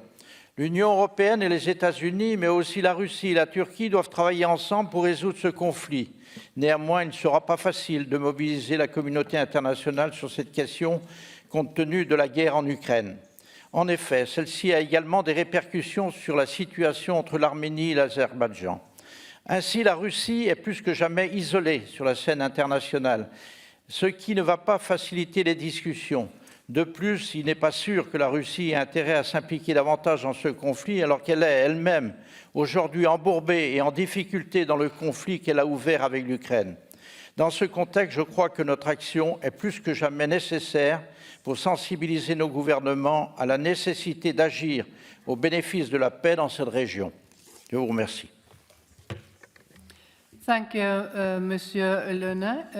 We continue with Laura Castel, Mrs. Laura Castel from Spain and United Left. The floor is yours. Thank you, Madam Chair. On behalf of the United European Left, I want to express grave concern regarding the most recent outbreak of violence between Azerbaijan and Armenia last month. I want to make the following points in regard to what has happened. Firstly, it is important to acknowledge that the evidence points to this most recent violence as arising from an Azerbaijani incursion into the sovereign territory of Armenia. Up to 300 soldiers died between 12th and 14th September. Secondly, to recognize that all of the violence took place on Armenian territory. None of the violence took place in the vicinity of the disputed region of Nagorno-Karabakh. I do note that Azerbaijan have referenced and blamed provocations from the Armenian side, but it is not possible to verify these claims. Thirdly, it is important to note that Azerbaijan continued to occupy parts of Armenian territory as a result of this incursion. Again, this is unacceptable. Fourth, there have been disturbing reports of possible war crimes being committed by the Azerbaijani armed forces. Horrific video evidence of Armenian soldiers being executed and also desecration of bodies are in circulation. I also note recent correspondence from Azerbaijan alleging evidence that they have uncovered of potential war crimes that were committed in the early conflict in the 90s, when parts of Azerbaijani sovereign territory were occupied by Armenia. Having witnessed firsthand the evidence of the destruction by Armenian forces of Akdam, there is not doubt that these two require thorough investigation, but in no way justify this most recent incursion by Azerbaijan. What makes these events particularly regrettable is that they took place just 2 weeks after a fourth round of European Union-mediated high-level talks in Brussels between the two leaders, Azerbaijani President Aliyev and Armenian Prime Minister Pashinyan, where progress was being made. I understand that there are difficult issues around transportation routes and interstate treaty and the rights and security of Karabakh Armenians. This parliamentary assembly must send a clear message that the use of military forces is totally unacceptable in settling disputes between Council of Europe member states. We therefore call on Azerbaijan and Armenia to pull back from any further steps which might worsen the situation, to respect international agreements, and to engage in peace talks without further delay. And I conclude. We urge both member states to abide by their commitments taken upon accession, notably to settle the conflict by peaceful means. The Council of Europe is ready to support them in this effort. Thank you very much. Thank you so much, Mrs. Castell. And then we continue with Stefan Schenak from Austria on behalf of the Socialist Group. The floor is yours, Mr. Schenak. Danke sehr, Frau Präsidentin. Unser Präsident der Versammlung hat heute bei der Eröffnung gesagt, die Delegationen von Aserbaidschan und Armenien sollten diese Woche nützen, um in einen positiven Austausch und Gespräche zu kommen. Ich möchte mich Herrn Dini Cox in dieser Sache vollinhaltlich anschließen.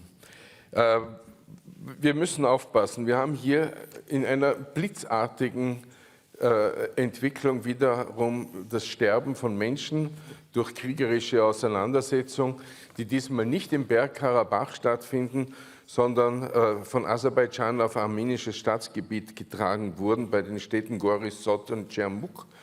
Und beide Seiten setzen schwere Waffen ein. Es sind jetzt sehr viele Informationen unterwegs, wo ich warnen würde, weil auch hier sehr viel an Propaganda der Fall ist. Was wir brauchen, ist die Zurückkehr zum Waffenstillstand. Wir haben hier sicher eine Situation, die durch den Ukraine-Krieg ausgelöst wurde. Und im Schatten des Ukraine-Krieges, wir müssen einen Waffenstillstand herbeiführen. Russland hat derzeit sicherlich nicht die Kraft, weil immerhin der letzte Waffenstillstand hat Russland vermittelt. Das geht jetzt nicht mehr. Das heißt, jetzt müssen die Europäischen, die EU, der Europarat hier ganz stark und andere internationale Organisationen wie OSZE hier einspringen. Ja, was wir brauchen, ist eine zivile EU-Mission an den Grenzen. Wir müssen auch an die Türkei appellieren, ihr Potenzial hier einzusetzen, um zu einem Waffenstillstand zu kommen. Wir haben nach wie vor, und der Rapporteur hat es gesagt, Bolgawan, wir haben nach wie vor Minentote, unzählige Minentote. Wir müssen die armenische Seite erinnern, endlich den Lageplan der vergrabenen Minen herzugeben. Umgekehrt müssen wir Aserbaidschan klar erinnern, dass in dem vermittelten Waffenstillstand der Austausch von Kriegsgefangenen vereinbart war. Noch immer gibt es Kriegsgefangene, armenische Kriegsgefangene in Armenien. Auch die müssen wieder nach Hause.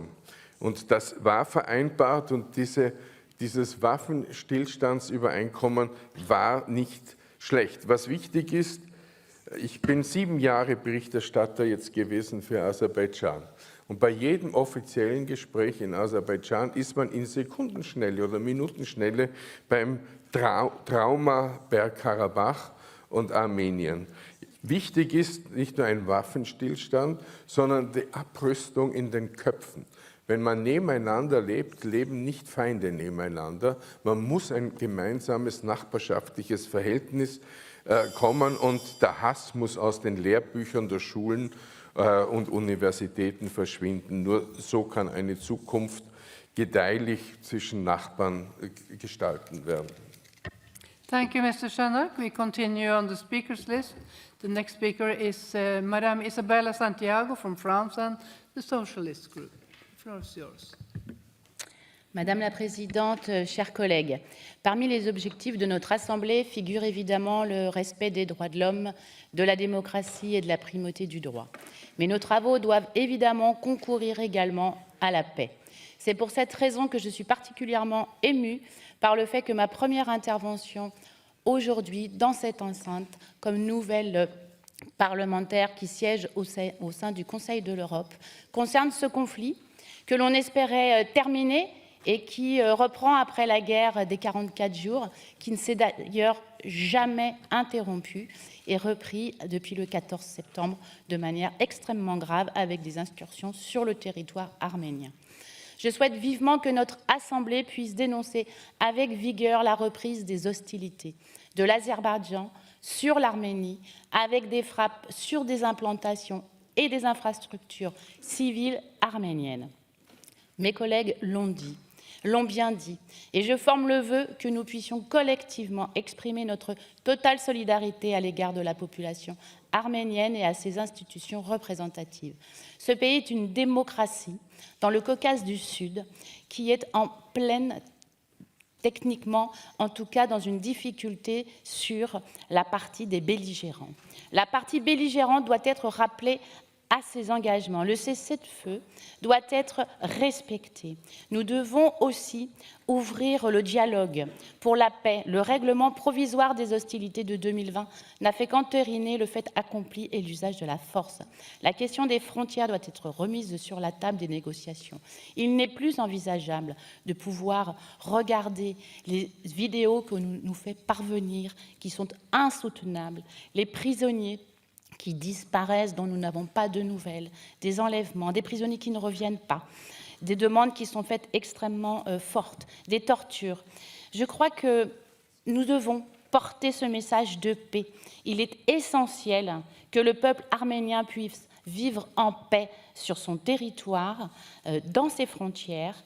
Et je crois qu'ici, nous devons, et d'autres l'ont dit, remettre le dialogue entre l'ensemble des pays qui pourraient faciliter cette paix. Je crois aussi qu'il est nécessaire que nous puissions avoir en effet une mission qui va sur place pour pouvoir apporter ce regard et cette paix que nous souhaitons, et surtout que nous puissions résoudre ce conflit et qu'il soit trouvé des solutions pour le peuple arménien qui vit depuis des années dans ces difficultés de territoire, et où la guerre fait des tués de manière extrêmement forte, et il est important que les enfants puissent grandir en paix. Thank you so much, Mrs. Santiago. Then, from EPP, Mr. Ruben Rubian from Armenia. The floor is yours. Thank you, Madam Chair. First of all, I want to thank all of the speakers who spoke before me, especially Mr. Gavan, for telling the truth and establishing the facts. Indeed, my country, my democratic country, was recently attacked by its authoritarian neighbor. The attack was completely unprovoked, unjustified. Many civilians were killed, settlements were damaged, civilian infrastructure was damaged. Mr. Gavan presented it all. But why did this happen, dear friends? It happened because the aggressor wasn't condemned before. I remember during the last session here in this hemicycle, I was talking about another Azeri incursion into sovereign Armenian territory, which happened in 2021. And I was talking about the prisoners of war, Armenian prisoners of war, which are still kept in Azerbaijan. They were kept in Azerbaijan back then, they are still kept there. And now, a couple of months later, we have new aggression, new occupation, new prisoners of war, some of which were killed, and there is footage of this video of them being summarily executed by Azerbaijanis immediately after being captured. And this happens because they were not condemned before. Dear colleagues, Mr. Seidov, the chair of the Azerbaijani delegation, is going to speak after me. And most probably, he is going to resort to the good old Azerbaijani tradition of denial, saying that Azerbaijani aggression simply did not happen, but the Armenians deserved it. This is what he's going to do. He's going to tell Mr. Gavan, Madame Aberg, and the other speakers that they are wrong, that there is no incursion into Armenian territory. Why? Because it's his job. Mr. Seidov's job is to justify the actions, the illegal crimes of his authoritarian government here. Speaking about the necessity of talking about peace in this organization, I want to inform you that the president of PACE, Mr. Cox, invited me and Mr. Saidov to have a meeting in Paris when we had to have a monitoring committee meeting. This meeting had to be held on September 15th. Why it didn't happen? Simply because 2 days before this meeting, my country was attacked by Azerbaijan, and I didn't go to Paris. Dear friends, it's possible to talk about peace when your colleague wants to talk about peace. It's impossible to talk about peace while shooting at you, while occupying your territory. It's impossible. I understand that many of our friends have been reluctant to take sides when it comes to the Nagorno-Karabakh conflict. It's complicated, I understand. This is different. We have a case of an authoritarian country attacking its democratic neighbor and occupying its territory. This must be condemned, and the Azerbaijani troops have to withdraw from Armenian territory immediately, and the Armenian prisoners of war should be released. Thank you. Thank you, Mr. Rubian. Then the next speaker on behalf of European Conservatives is Mr. Samir Saidov from Azerbaijan. The floor is yours, sir. Thank you, Madam President. And I think Mr. Rubian tried to mislead this organization. I think his job to present everything upside down. Unfortunately, he is speaking about the hostilities between Armenia and Azerbaijan. But he didn't mention that still Armenian military forces inside Azerbaijan. He didn't mention that before September hostilities between Armenia and Azerbaijan, Armenian military forces infiltrated into the territory of Azerbaijan and put the mines inside the territories, within the territory of Azerbaijan. Why Mr. Rubian didn't mention about each day casualties of Azerbaijanis?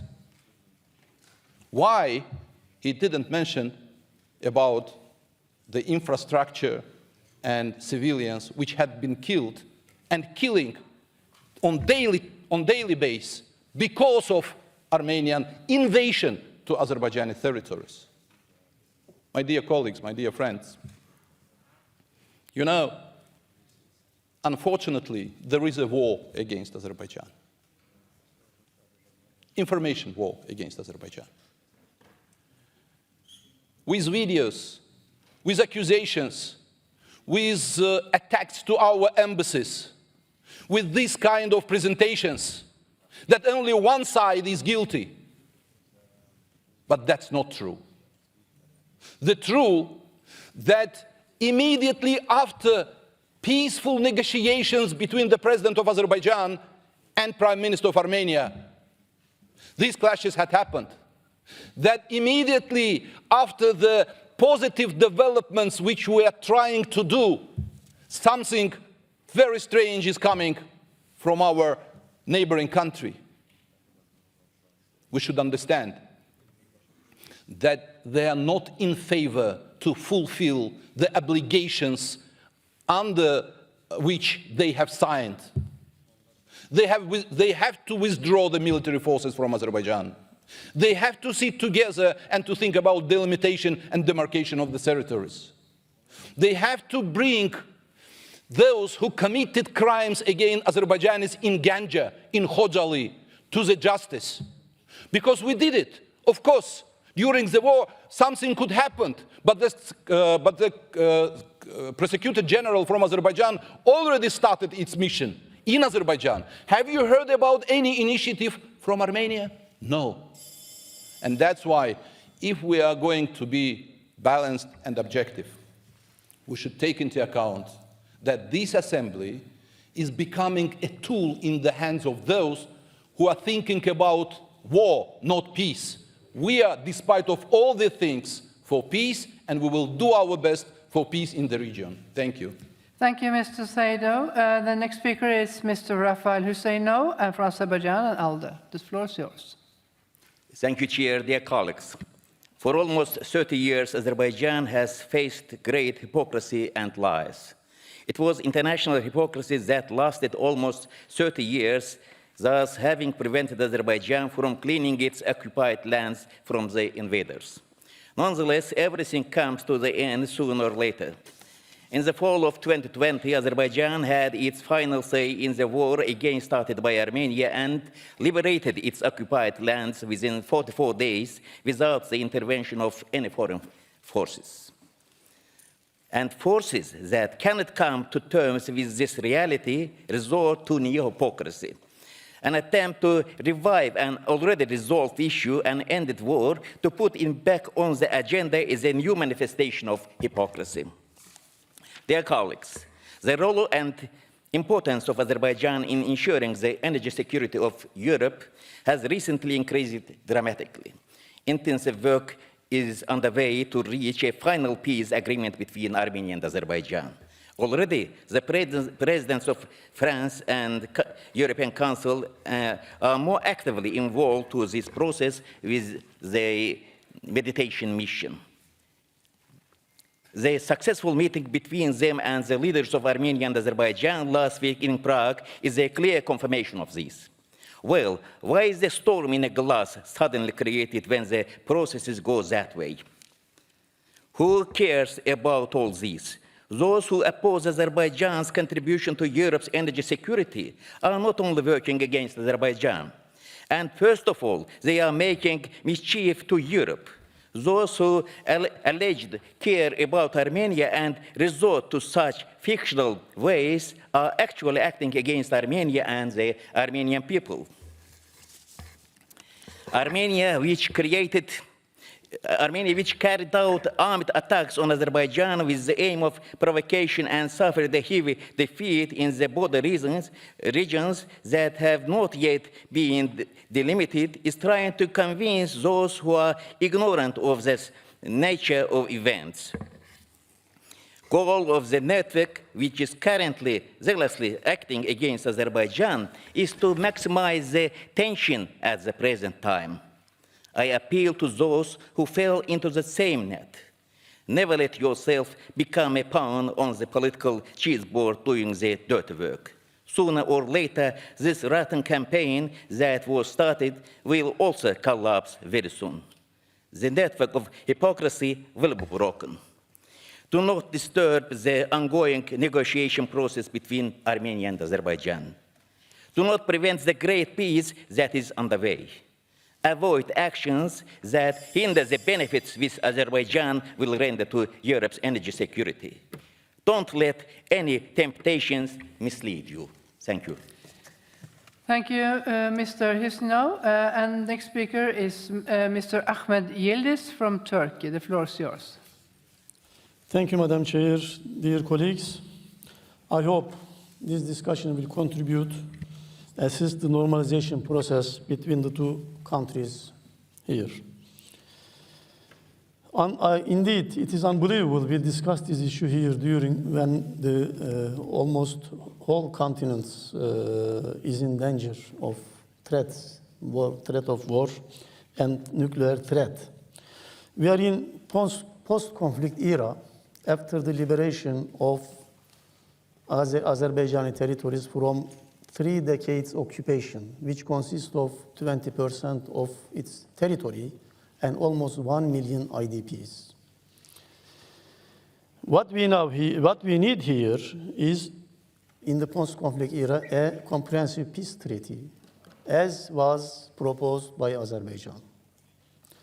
Unfortunately, till now, we see Armenia is refraining from meaningful negotiations on this issue. And the basics of any peace treaty, of course, is recognition of the territorial integrity of each other. As in any other peace treaty, this is a must for a lasting peace. I encourage Armenian colleagues to come to the table based on these principles. From the beginning of this conflict, this is clear. This is the only lasting solution. We encourage dialogue between the two countries. We are happy that Azerbaijan and Armenian representatives meet in different fora. Also, we have a normalization process with Armenia. Ruben is, our colleague Ruben is Armenian representative. We have a Turkish representatives there. They are in constant dialogue. Also in Prague, during the first summit of European Political Community, President Erdogan and Prime Minister Pashinyan met. So when Mr. Gavan and others say that the Turkish principle should be more balanced, Turkish attitude is very, very principled from the beginning, as in any other dispute between any two countries. It is a peace on the territorial integrity of nations, countries, as was stipulated in the UN, several UN decisions. From now on, I hope that both parties will be in better and direct dialogue, but I'm still concerned that I said in another meeting, Armenia should give maps of landmines. They decorated in the Azerbaijan land for 3 decades. Thank you. Thank you, Mr. Yildiz. Next speaker is Mr. Vladimir Vardanyan from Armenia, EPP. The floor is yours, sir. Thank you, Madam Chair. Thank you, dear colleagues. I would like to express the words of gratitude to all the political groups supporting and actually reflecting the reality. I would like to address to Mr. Saidov on the issues he raised. Mr. Saidov, you are playing the very complicated role. Yes, you cannot even understand how far I understand you, how it is possible for many years to defend the evil. Okay, in any case, it's your choice, but here we are in the organizational values, and let's speak about values. It's very important when we are speaking about commitments. Mr. Saidov, our colleagues, when Armenia and Azerbaijan became the members of this respective organization, we have taken obligation not to use force or threat of force to solve political problems. It's happened in 2020, and nobody reacted. We knew that this day would come.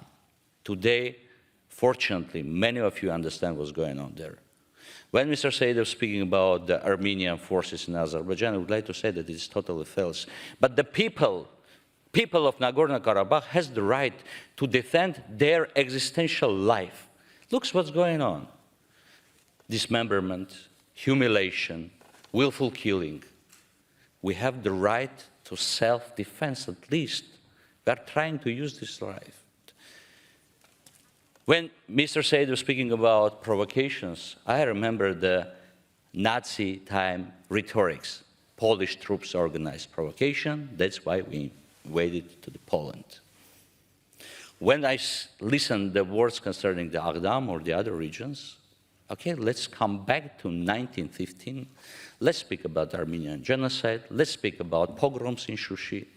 We are speaking about what's going now, here. And we have prisoners of war. We have missing persons. We have the cases of war crimes. We have cases that the European Court of Human Rights should react immediately. Dear colleagues, thank you for your support. Azerbaijani troops in Armenian territory should be withdrawn immediately. This is the requirement of UN Charter. This is a requirement of the order of the United Nations. Armenian prisoners of war should be released. This racist rhetoric should be stopped. This racist attitude of killing Armenians because we are just Armenians. And imagine the people of Nagorno-Karabakh. We are every day fighting for their lives to be not killed because of they are Armenians. It's not a territorial dispute. It's not a situation between the two countries. It's a situation of existence of a people, of human beings. The reason why this respective organization was created. And I would like to say to Mr. Saidov, remember, all the good things would come back and all the evil would come back to you. Thank you. Thank you, Mr. Vardanyan. Before I interrupt the list, I give the floor to the last speaker, Monsieur Bernard Fournier, EPP. Madame la Présidente, mes chers collègues, le conflit entre l'Arménie et l'Azerbaïdjan occupe à nouveau notre Assemblée. La situation s'est de nouveau dégradée au cours du mois de septembre, avec plusieurs centaines de morts à la suite d'un déclenchement d'hostilités dont les deux parties s'accusent mutuellement. Je regrette cette situation dans laquelle l'Azerbaïdjan me semble profiter de la situation induite par la guerre en Ukraine pour pouvoir imposer ses vues à l'Arménie et récupérer ainsi les territoires perdus depuis 1991.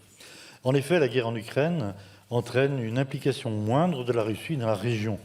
Rappelons-nous que c'est la Russie qui avait pu imposer un cessez-le-feu en 2020, après plus d'un mois et demi d'un conflit particulièrement meurtrier. Aujourd'hui, c'est sous l'égide du président du Conseil européen, Charles Michel, que les négociations se tiennent pour parvenir à un accord de paix définitif.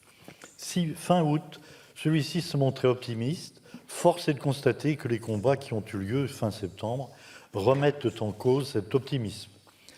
Il n'est pas certain que l'Union européenne seule puisse aider les deux belligérants à parvenir à un accord de paix. Il est clair aujourd'hui que l'Azerbaïdjan cherche à étendre son territoire au-delà de ce que prévoit l'accord de cessez-le-feu signé en novembre 2020. Cette attitude belliqueuse doit être sévèrement condamnée. De plus, nous ne pouvons que constater la mise en œuvre très partielle de la résolution adoptée par notre Assemblée en septembre 2021 sur les conséquences humanitaires du conflit entre l'Arménie et l'Azerbaïdjan. En effet, les atteintes aux droits des populations civiles arméniennes se multiplient du fait des exactions commises par l'armée azérie en territoire arménien. La sécurité des ressortissants arméniens dans le Haut-Karabakh n'est toujours pas assurée. De même, l'Arménie continue de craindre pour les prisonniers de guerre détenus par les autorités azéries et a demandé de ce fait à la Cour internationale de justice d'enjoindre l'Azerbaïdjan de protéger les personnes arrêtées après le conflit de 2020. Sur ce sujet, je souhaite que le Comité européen pour la prévention de la torture et des peines ou traitements inhumains ou dégradants se rende dans les deux États pour examiner le sort réservé aux prisonniers, et pas seulement en Arménie, comme le prévoit le programme de travail du Comité. En effet, la dernière visite du Comité en Azerbaïdjan remonte à 2019, soit avant le conflit de 2020, ce qui me semble justifier une nouvelle inspection. Mes chers collègues, le conflit qui oppose actuellement l'Ukraine et la Russie ne doit pas nous détourner de ce qui se passe au Haut-Karabakh. Je vous remercie. Thank you, Mr. Fournier. I must now interrupt the list of speakers. The speeches of members on the speakers list who have been present during the debate but have not been able to speak may be given to the table office for publication in the official report. I remind colleagues that typewritten text must be submitted electronically, if possible, no later than 4 hours after the list of speakers is interrupted. I remind you that at the end of a current affairs debate, the Assembly is not asked to decide upon a text, but the matter may be referred by the Bureau to the responsible committee for a report. And also thanks to Mr. Gaben. The Assembly will hold its next public sitting tomorrow morning at 10 a.m. with the agenda which was approved this morning, and the sitting is adjourned.